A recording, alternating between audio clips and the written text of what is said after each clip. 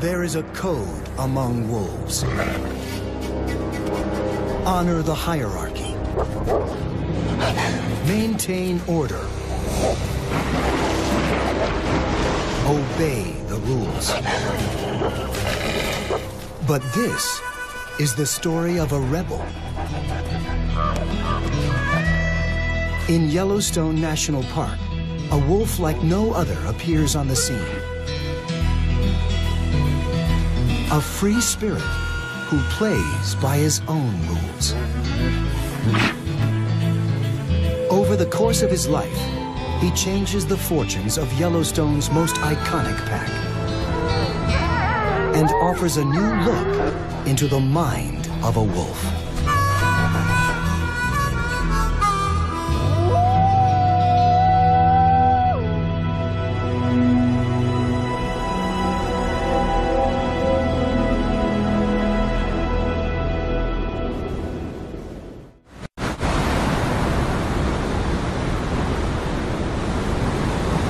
On a windswept plateau, a young wolf battles for survival.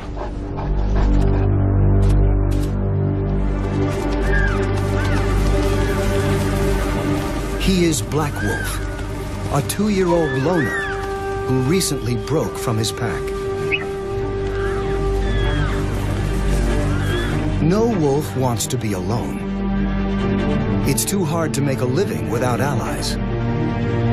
But Black Wolf is willing to take the risk for a higher status, a better territory, and a chance to breed. The urge to be with his own kind drives him onward, until he stands before a new valley ruled by a mighty pack. Their presence draws him closer, but this is dangerous ground. Here, conflict is a way of life. High rank and breeding rights are often achieved through force. Many die young.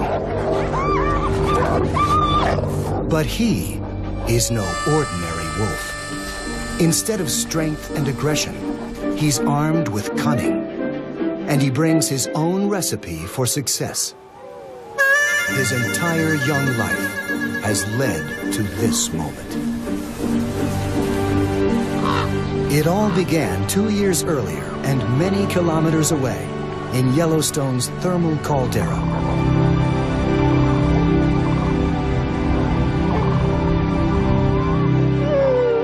Little is known of Black Wolf's early life.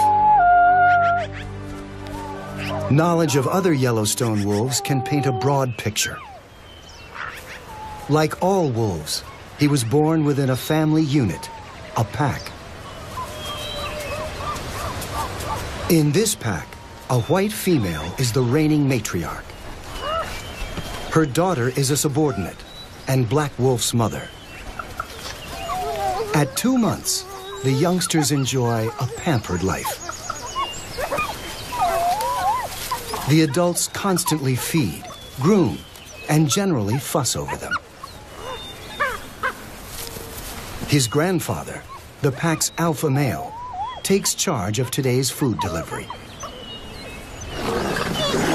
He won't allow other adults to eat until the little wolf gets his fill. Young pups are exempt from the hierarchy of adult society. Their job is to eat and play. But they develop a pecking order of their own. Black Wolf usually ends up on the bottom. His brothers and sisters practice the dominance they'll use later in life. But aggression isn't really his thing. He just loves the game and exploring the riverbank beside the den.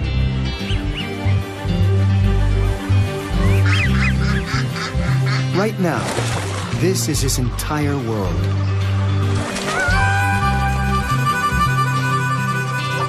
But there's plenty for a curious pup to discover.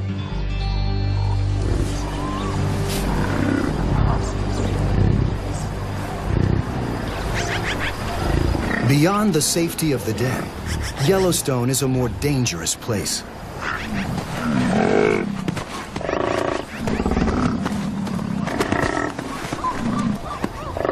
Black Wolf's grandfather must face the hazards if he's to feed his pack. Wolves are hunters, but when he finds an elk carcass, he turns scavenger. Problem is, he's not alone.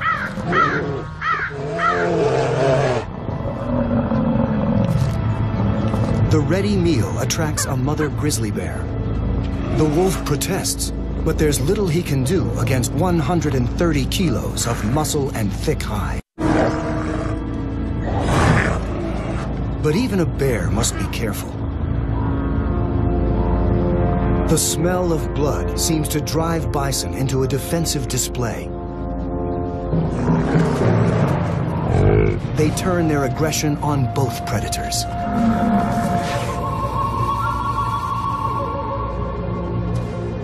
Finally, the grizzly has had enough. She rejoins her waiting cubs to look for an easier meal. In this game of round robin, perseverance pays off. The young ones are blissfully unaware of the effort it takes to feed them. They're putting on about 1.5 kilos a week, eating nearly every day.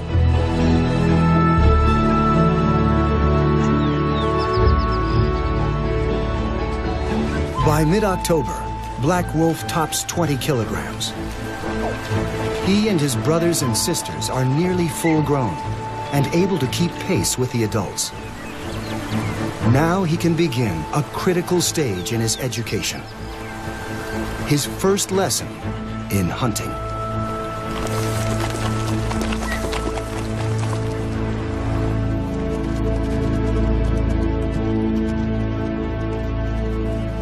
In the fall, Yellowstone's elk herds migrate from the mountainsides to lower valleys.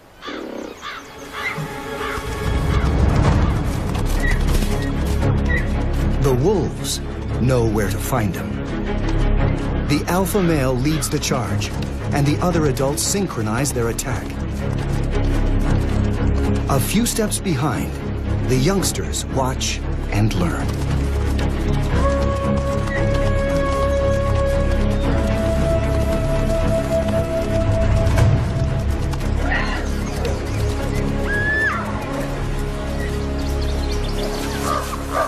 With adults to teach him and a stable pack in which to grow, Black Wolf is on his way to becoming a hunter. But his small pack is vulnerable. He is the first to notice a strong scent, the smell of other wolves. His grandparents know all too well what it means.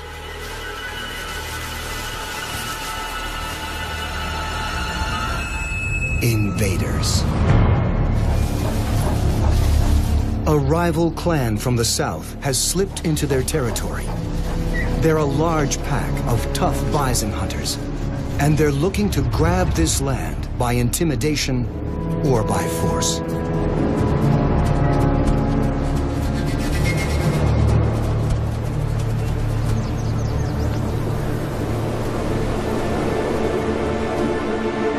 As his first winter arrives, Black Wolf's world is under siege. His family challenges the intruders, but their howls betray the small size of the pack. The invaders know they have the advantage, and they charge. Their mission is to destroy the heart of the small pack by killing its leaders.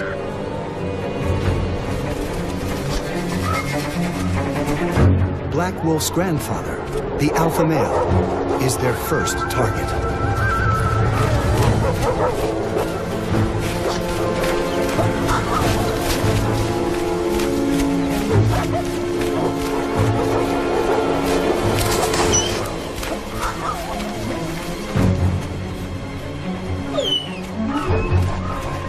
The pup is too young to intervene, He can only flee as the mob catches up with the alpha and kills him on the spot.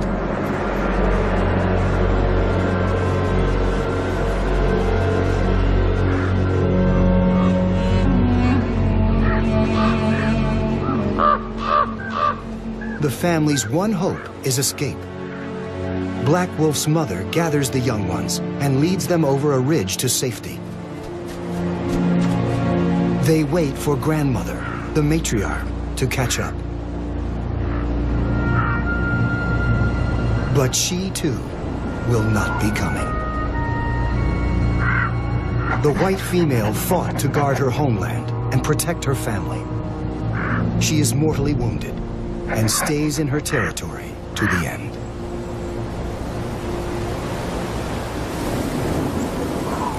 Black Wolf, his mother, and 3 siblings are cut adrift. They have lost their leaders, providers, and teachers.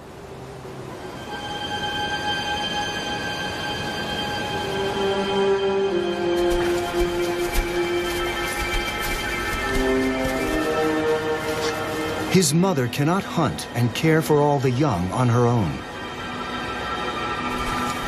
Wolves routinely go several days without food. After 2 weeks, the pangs of hunger grow more intense.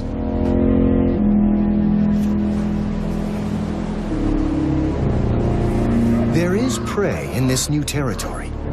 Black Wolf has never hunted before.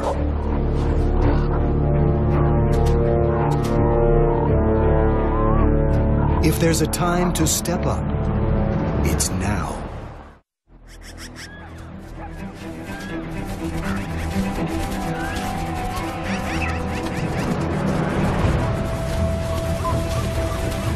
Black Wolf draws on his powerful instinct for the chase. He tries to tap into what he's learned.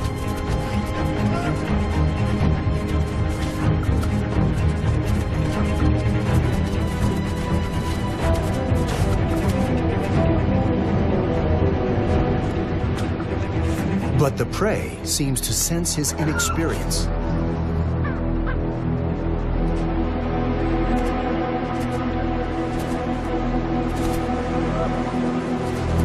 He can't put the pieces together, and his hunger only grows.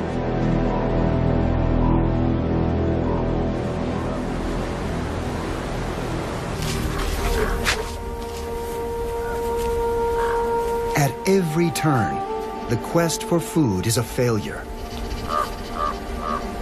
Even the ravens don't put much stock in Black Wolf's chances. They often follow wolves on a hunt, looking for scraps. Rarely do they return the favor.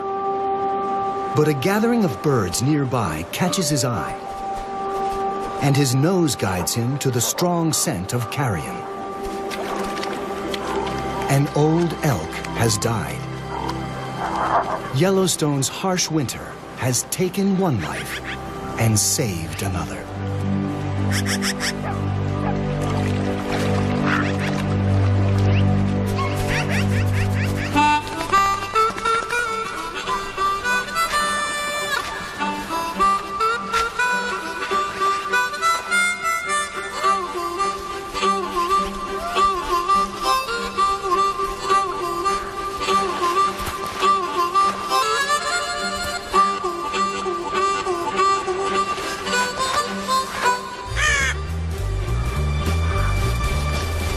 The windfall feeds the entire pack, but such lucky finds are few and far between.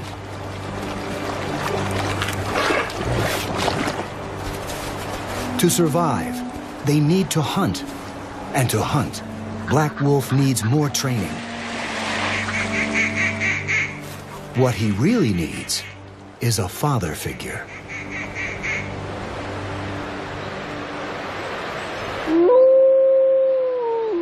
Each day, Black Pup's mother sends up a message.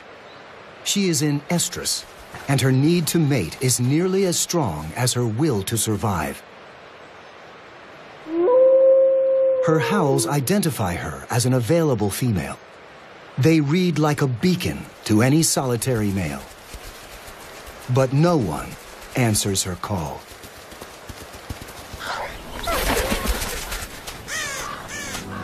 For 2 more weeks, she tries to scavenge enough food for the ragtag family. But the job is too big for her alone.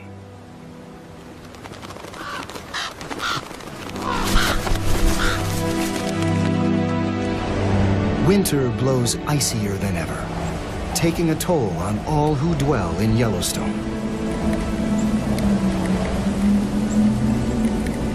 Until one January morning, a distant sound drifts in on the cold air.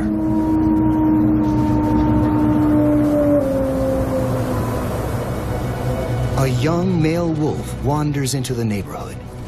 He's a disperser, a wolf out on his own, searching for a mate. The young mother eagerly responds.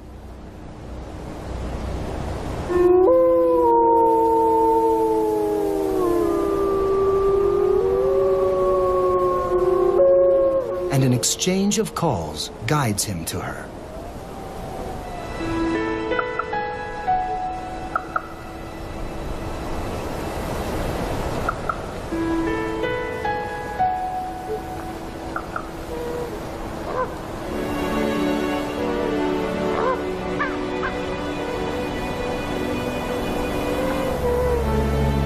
And a brand new wolf pack forms in Yellowstone.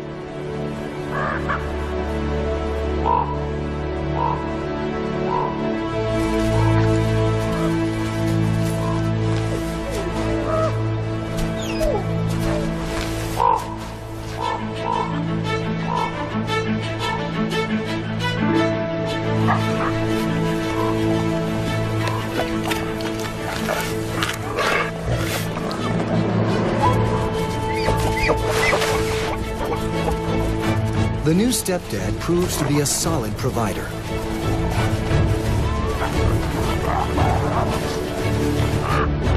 The pack is safe from starvation.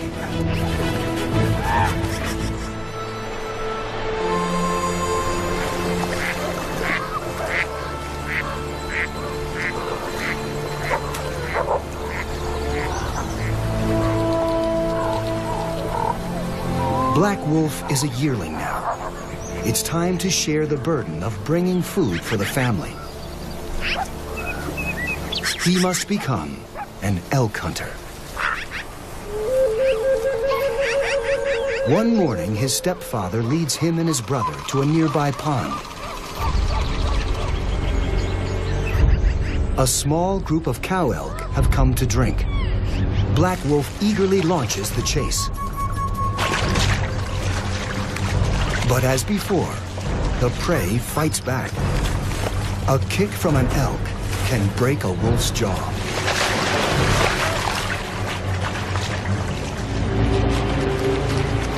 But now, his stepfather is by his side. The yearling rallies, and together they charge back. Where one wolf fails, 2 succeed.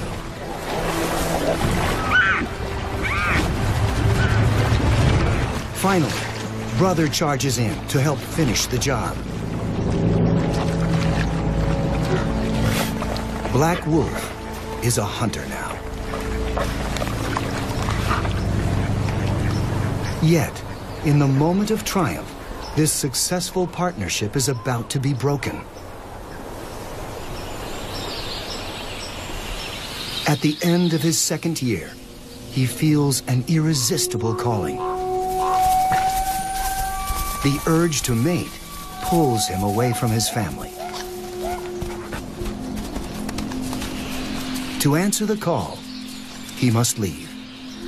He begins to wander to the edges of his home territory for days, then weeks, until one day, he doesn't turn back.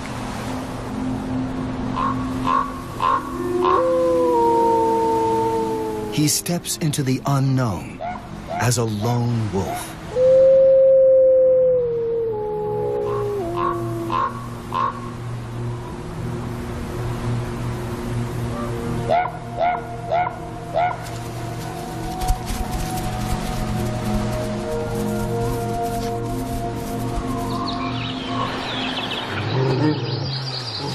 Most young males choose to disperse like this, but it's tough going. Food is harder to catch and keep. Large prey is too formidable. He needs to think smaller. Much smaller.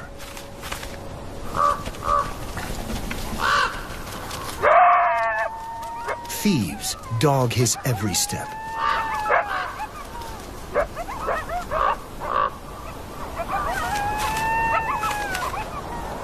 No morsel is too meager for a coyote to steal.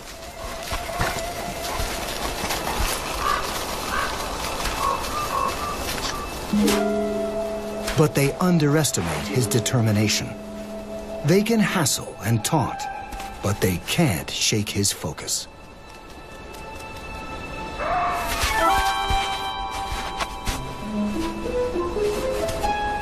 Black Wolf gets his rodent. But the coyotes get the last word.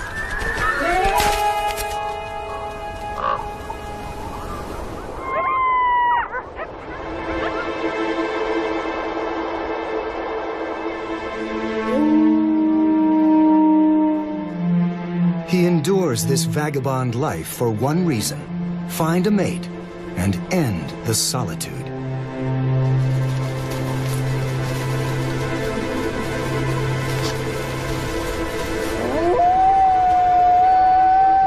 Black Wolf calls out and listens for a reply. There's something in the distance. A sound, but not a wolf. Something strange and frightening and getting closer.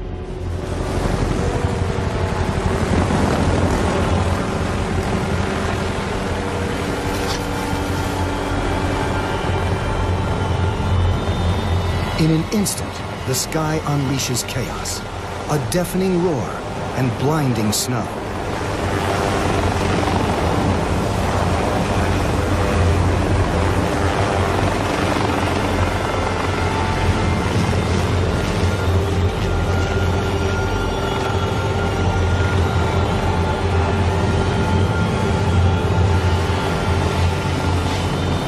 Then, a sharp sting, and he slips into darkness.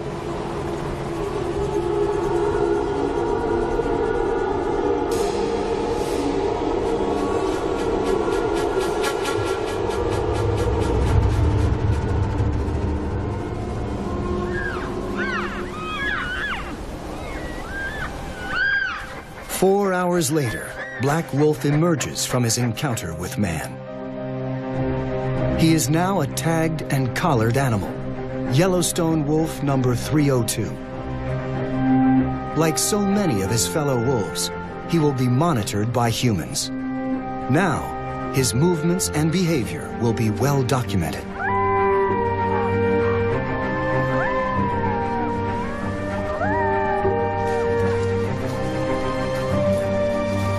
The ordeal does not deter him long.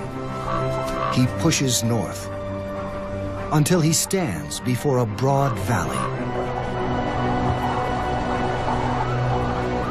The place seems tailor-made for wolves to live well.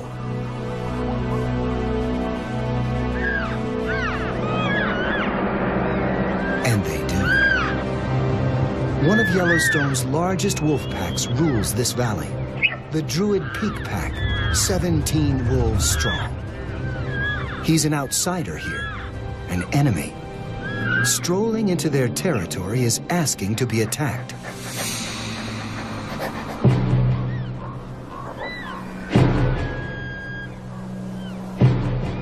But something tells him to stick around a while.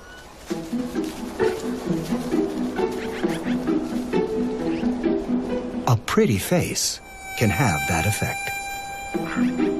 She's one of the young Druid females, and her demeanor seems friendly.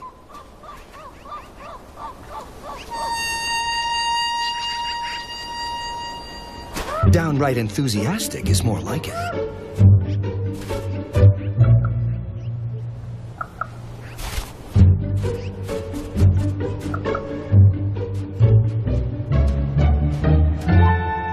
For him, it's a tug of war between attraction and fear.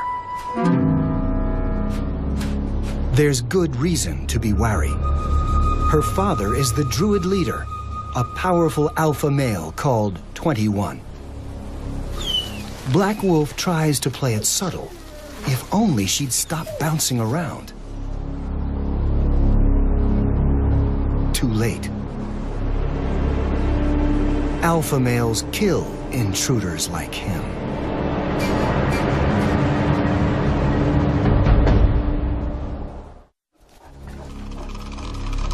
This is a life or death decision. Black Wolf must either run for his life or turn and face his attacker in a head-on challenge.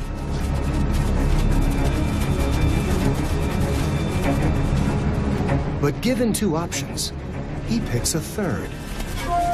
He faces his rival, then immediately surrenders.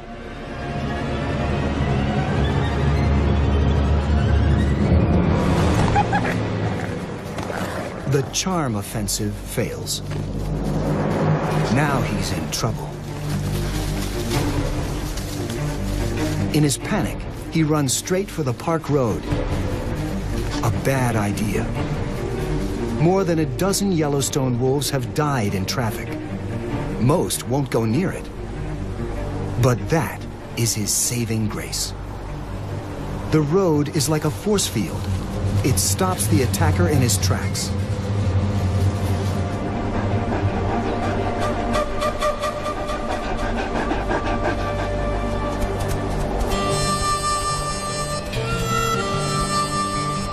Black Wolf is safe for the moment, so he decides to hang around a while.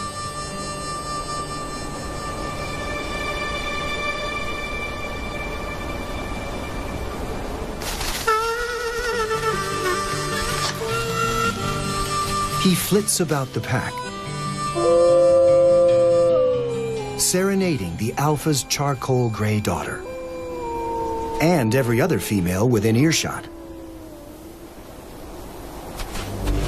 When 21 catches him, he runs back to the road. This behavior is hardly typical of a male wolf. Challengers like him usually fight for dominance or move on. But there's a method to Black Wolf's madness that could indicate a clever breeding strategy. The Druid pack has many females, but 21, the Druid alpha, can't mate with them because they're his relatives, mostly daughters.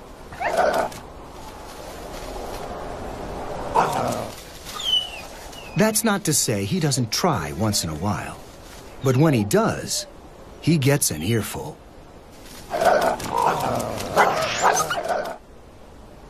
It's how wolves avoid inbreeding.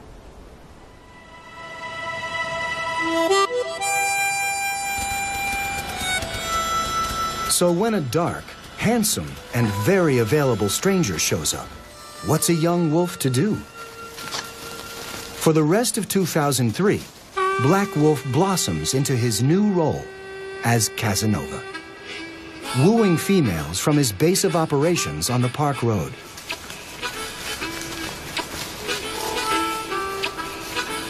The charcoal female especially finds him irresistible. Pretty soon, she's spending more time with him and less with her father's pack. Typically, a couple like this forms a pair bond and starts its own pack. But it turns out Black Wolf is not a one-woman guy. He seems content to stay right where he is, cavorting with multiple Druid females and mating with them on the sly, but bonding with none. He passes another year without commitment, free of any responsibility.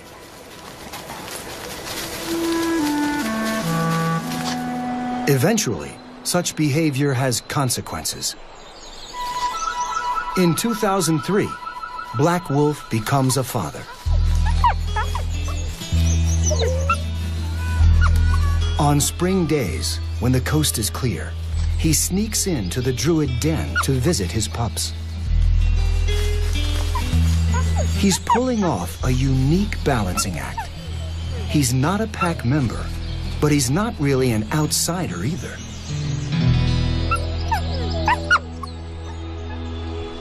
Perhaps he's just biding his time, sensing an impending opportunity. The Druid alphas, 21 and his mate, are both old wolves. In early 2004, the alpha female dies.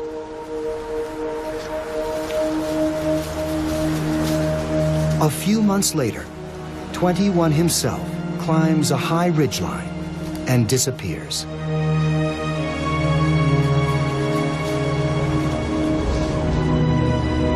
His 7-year reign, one of the longest in Yellowstone history, is over.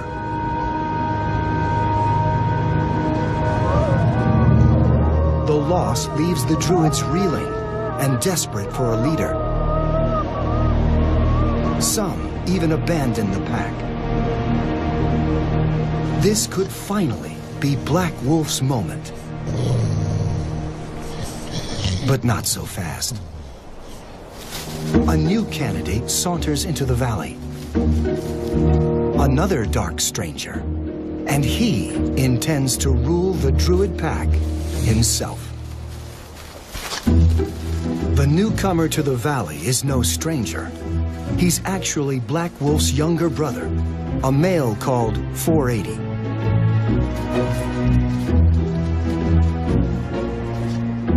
Black Wolf seems like a shoo-in for the alpha spot, but he's made a habit of doing the opposite of what's expected. He puts up no challenge and lets his brother 480 take over as alpha. After all, he's done just fine without being in charge. Why change now? He'll stay focused on the females and let his brother make decisions, protect the pack, and lead them on the hunt.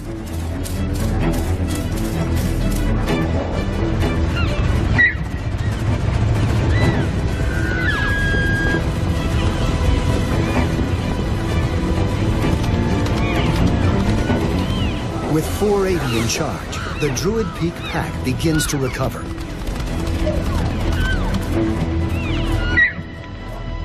But the stability is brief. Without warning, an army pours into the valley. A surprise attack. A new enemy from the north has been steadily growing in numbers. Now, it's one of Yellowstone's biggest and most aggressive packs. They want to expand their territory by conquering the Druids.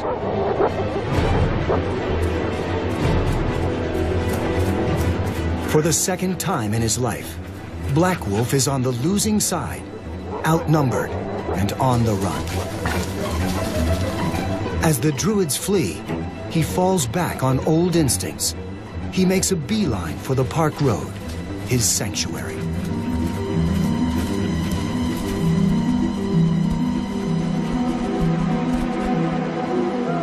Behind him, the victorious Northern Pack celebrates its conquest. The Valley of the Druids is theirs.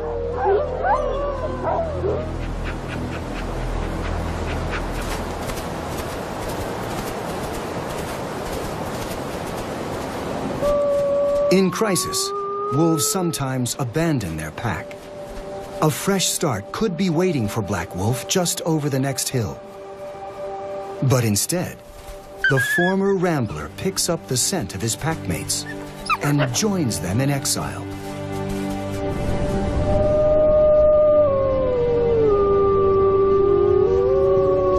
It is a bleak time.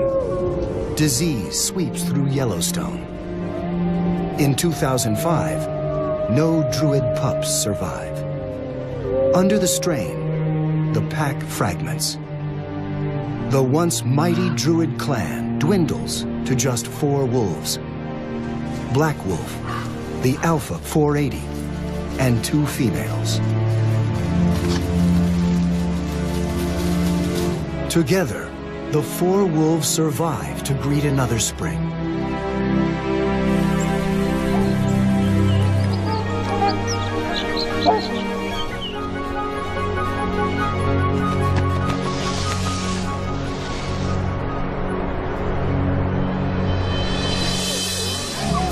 This year, fortunes turn.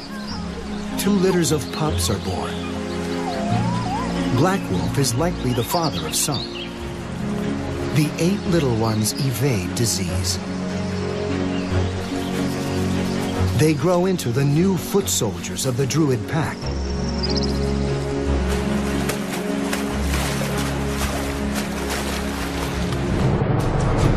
After 2 years in exile, the Druids are eager to take back what is theirs. Now, they are an army 12 wolves strong. Near the end of 2006, they launch their counterattack. They catch some of the northern pack by surprise as they feed on a kill.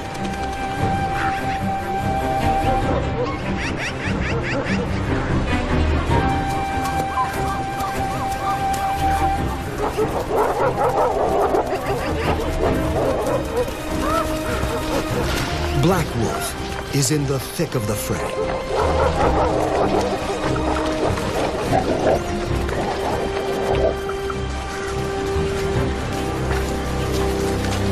By day's end, the richest hunting grounds in Yellowstone belong to the Druids once again.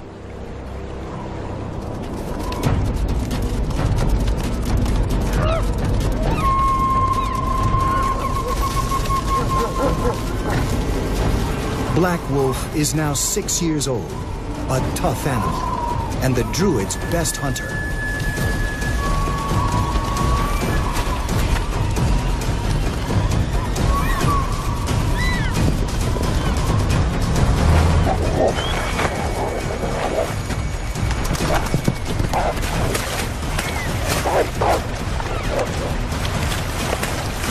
He scores kill after kill for his pack.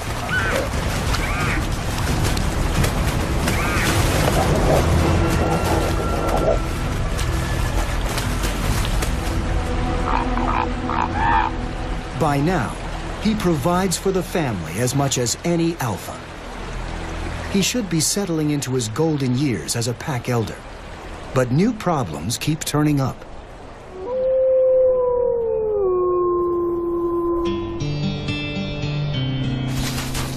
On the fringes of Druid territory, history is repeating itself with a twist.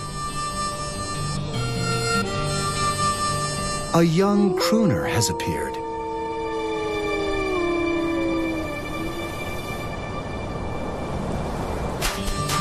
And he's romancing the Druid females.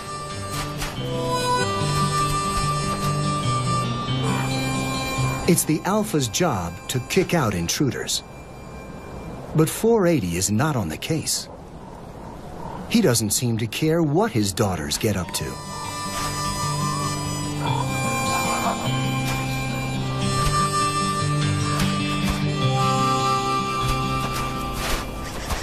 Black Wolf, on the other hand, definitely minds. A sneaky tryst with the alpha's daughter is his trick. No young upstart is going to beat him at his own game.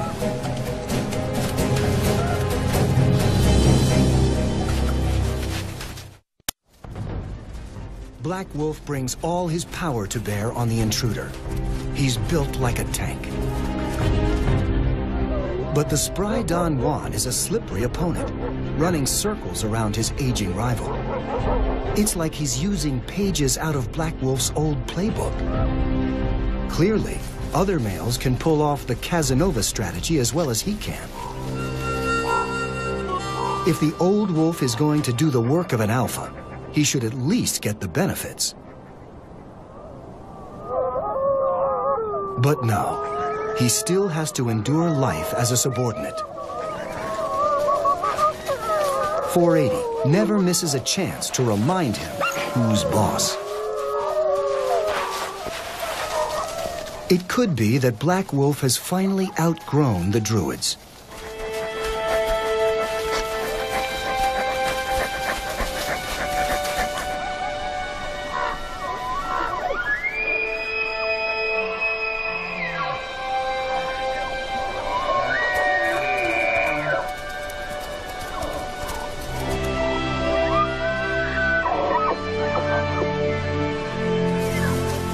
In the fall of 2008, the elderly 8-year-old abandons the pack he worked so hard to join.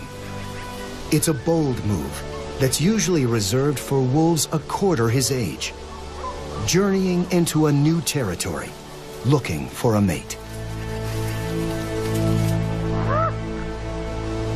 But this time, he's not alone. He actually tags along with 5 dispersing young males. His bachelor gang heads west, roaming boldly through territory claimed by other packs. Until they come to a high range called the Blacktail Plateau. The land is free, with no resident pack. There is plentiful game here. And above all, a female wolf with 2 young companions. With 7 youngsters hanging around, the 2 adults court and forge a pair bond. Almost by default, Black Wolf becomes the alpha male of his own pack at last.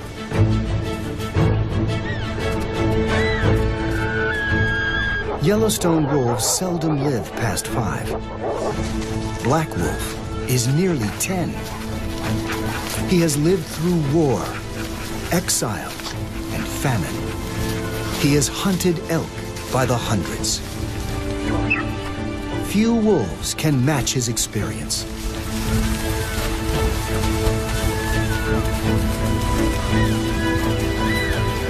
The younger ones may be faster and better at the chase. The old wolf arrives late to the scene, but he still has the muscle to deal a finishing blow to a bull elk.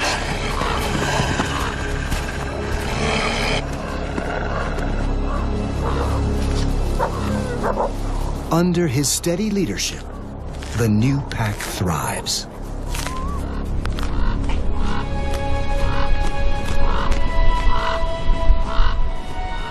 After years shirking responsibility and breaking rules, Black Wolf now keeps order within his pack. And after years as an opportunist who perfected the art of mating on the sly, now he enforces his sole right to breed. It has been a long journey from renegade to alpha. In early October 2009, he sets out to patrol his territory.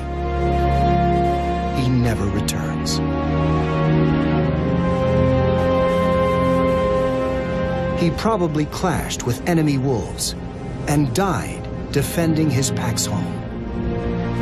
He lived longer than almost any wolf in Yellowstone by avoiding such conflict.